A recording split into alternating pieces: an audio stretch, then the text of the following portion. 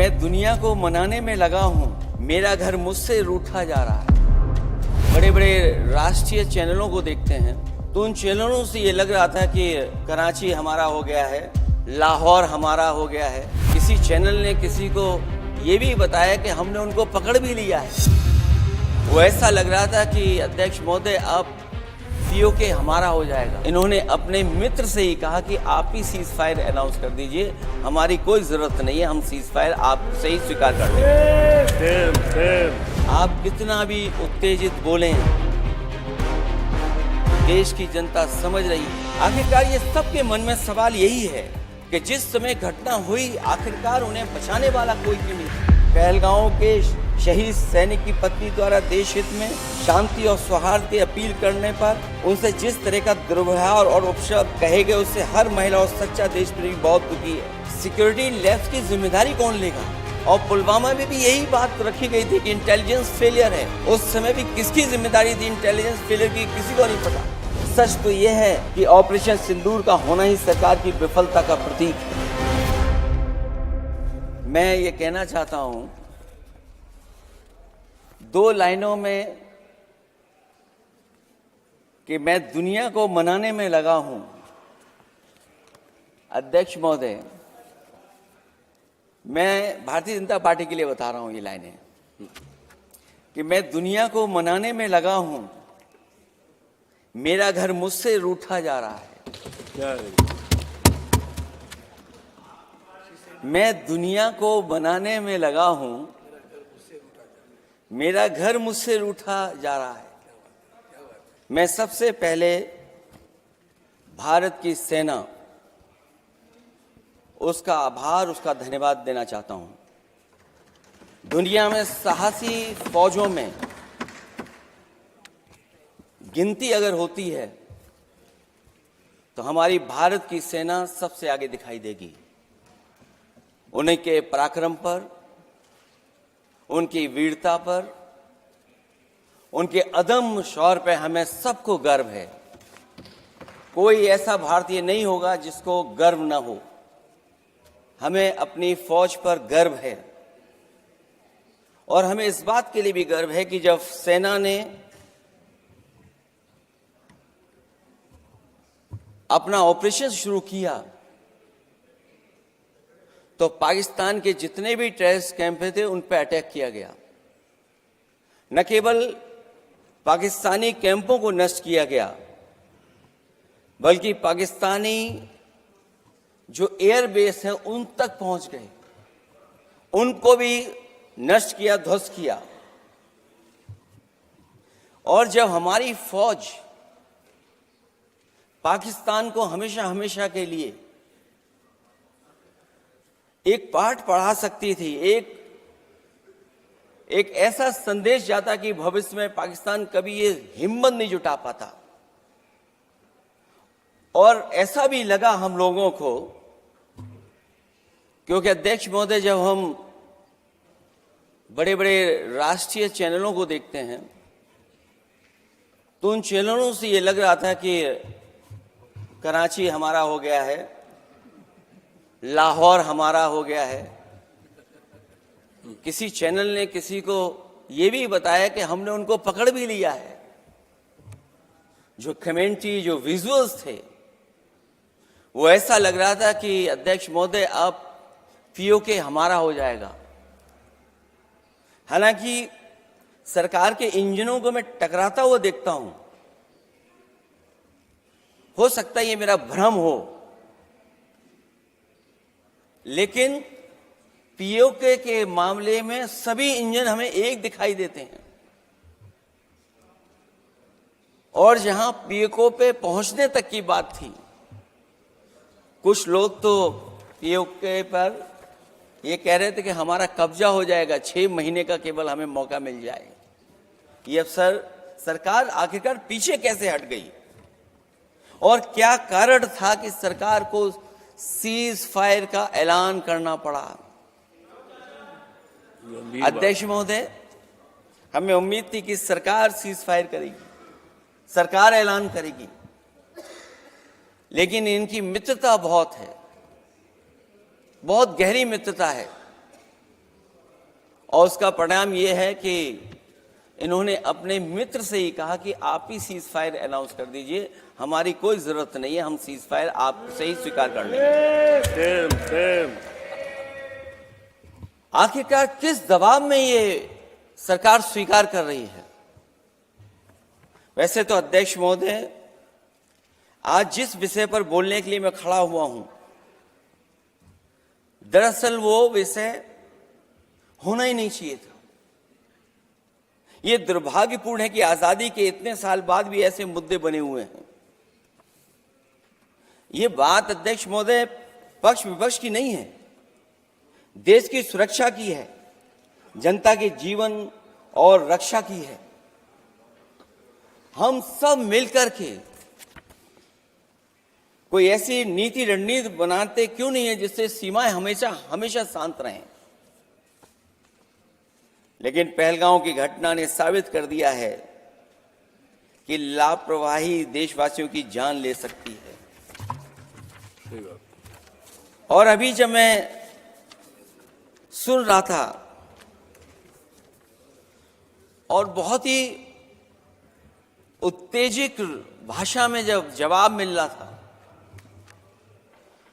उत्तेजित भाषा इसीलिए बोल रहे हैं कि जनता सम्मोहित हो जाए, जनता स्वीकार करने लगे। लेकिन सच्चाई ये नहीं है। आप कितना भी उत्तेजित बोलें, देश की जनता समझ रही है। ये सही है कि जनता के इमोशंस का लाभ आप उठा रहे हैं शासन करने के लिए। जनता का इमोशन का लाभ उठाती है सरकार। मुझे याद है कि जिस दिन पहलगाम हमला हुआ, उस दिन वहां का हर पर्यटक पूछ रहा था, जो पर्यटक पूछ रहे थे कि खतरों के बीच मेरी रक्षा करने वाला कोई वहां क्यों नहीं था। आखिरकार ये सबके मन में सवाल यही है कि जिस समय घटना हुई, आखिरकार उन्हें बचाने वाला कोई क्यों नहीं था। और जो सरकार ये दावा करती है, 370 के बाद ये कहा सरकार ने कि भविष्य में कोई आतंकवादी घटना नहीं होगी, वहां टूरिज्म बढ़ेगा। जितने लोग वहां गए वो सरकार के भरोसे पे गए थे, वो सरकार के आश्वासन पे गए थे। और आखिरकार सिक्योरिटी लैब्स की जिम्मेदारी कौन लेगा? अध्यक्ष महोदय, सबसे बड़ा सवाल यही है कि सिक्योरिटी लैब्स का रिस्पॉन्सिबल कौन होगा, वो जिम्मेदारी कौन लेगा? और ये जो पहलगांव की घटना हमारे इंटेलिजेंस फेलियर की वजह से है। उन्हें मैदान को खुला छोड़ दिया। वो सरकार जानती होगी कि कितना समय लगा होगा फोर्सेस को आने में। आखिरकार वो जिम्मेदारी किसकी है? और फिर सरकार को यह जरूर बताना चाहिए कि सरकार क्या क्या कदम उठा रही है कि भविष्य में ऐसी घटना ना हो। क्योंकि पहलगांव से पहले पुलवामा भी हुई, और पुलवामा में भी यही बात रखी गई थी कि इंटेलिजेंस फेलियर है। उस समय भी किसकी जिम्मेदारी थी इंटेलिजेंस फेलियर की? किसी को नहीं पता।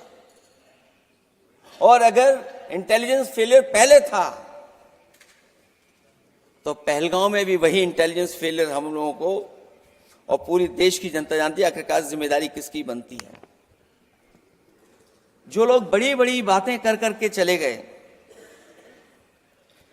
कम से कम देश के सामने एक सबसे महत्वपूर्ण सवाल, उसका जवाब सरकार की तरफ से आना चाहिए।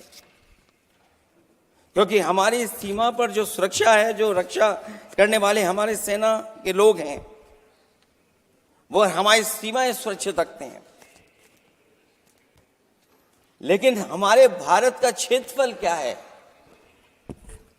और सरकार को कम से कम ये जानकारी देनी चाहिए सदन को, देश की जनता को, कि जिस समय सरकार में ये भारतीय जनता पार्टी आई है और आज जब हम सदन में चर्चा कर रहे हैं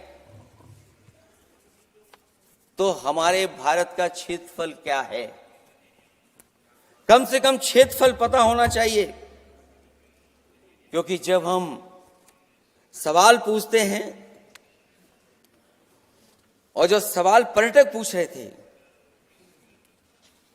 कि कुछ ऐसे लोगों को सरकार की ओर से चारों तरफ से चाक चौबंद सुरक्षा घेरा क्यों दिया जाता है, वो जो बाद में ठग साबित होते हैं, जो हमारी रक्षा क्यों नहीं की गई।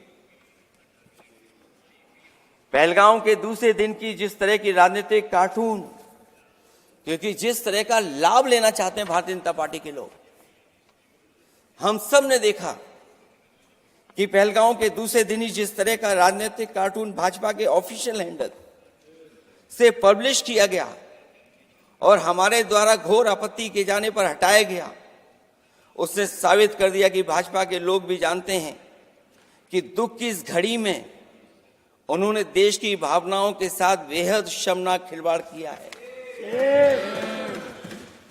भाजपा बताए कि ऐसे संवेदनहीन लोगों के खिलाफ उन्होंने क्या कार्रवाई की है।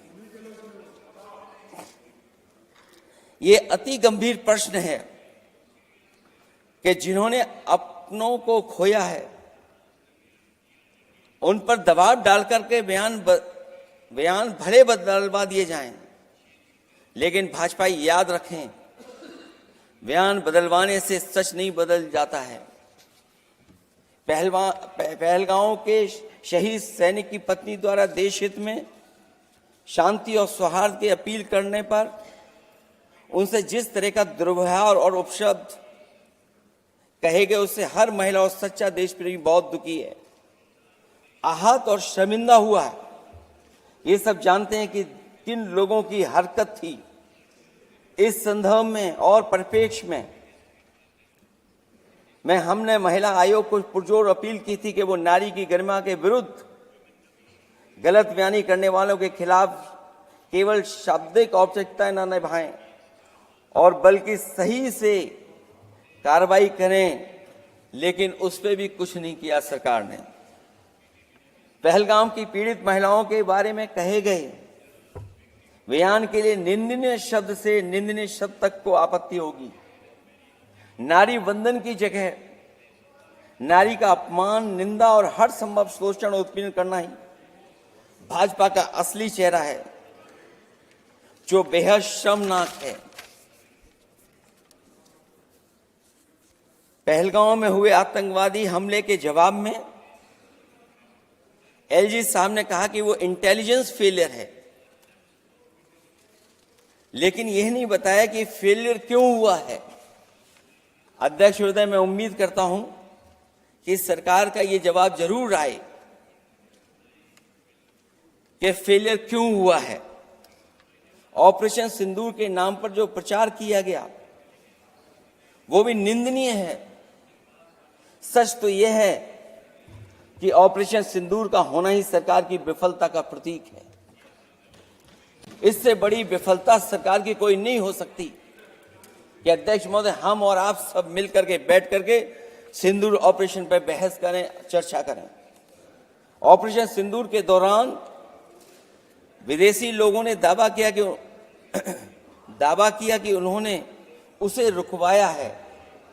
ये बात कई बार माननीय सदस्यों की तरफ से आई है कि आखिरकार किसने रुकवाया।